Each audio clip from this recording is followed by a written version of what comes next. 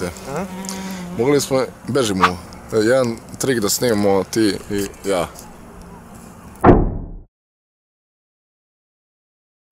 Ajde. Ajde, još neki u planu. Evo uvijek imam u planu ovaj jedan isti. U kom koristim dve karte, i to ne bilo koje dve karte, nego dve dame, dve crvene dame. Dobro. I pazi, ajde reci stop negde. Stop. Tu. Može. Može.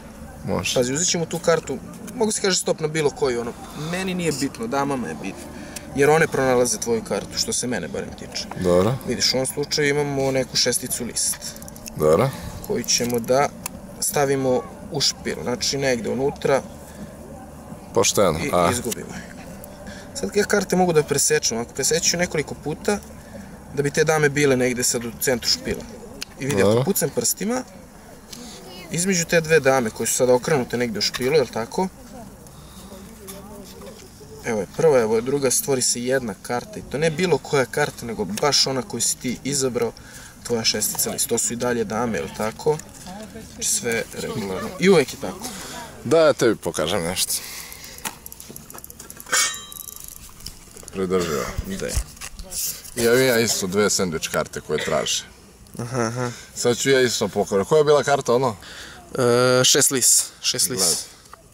Znači, da ih zagubim. A tu ćeš isto da pronađeš, a? A pokušat ću. Znači, gledaj. Opa. Da. Samo da vidiš da su u sredini.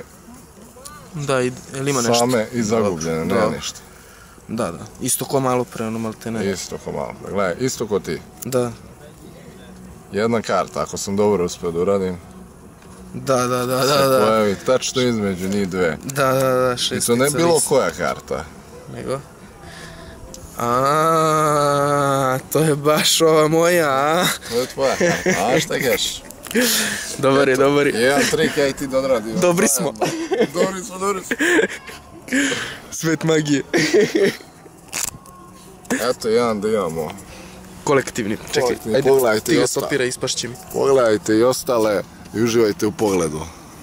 U pogledima. Do sljedećeg viđenja, doviđenja.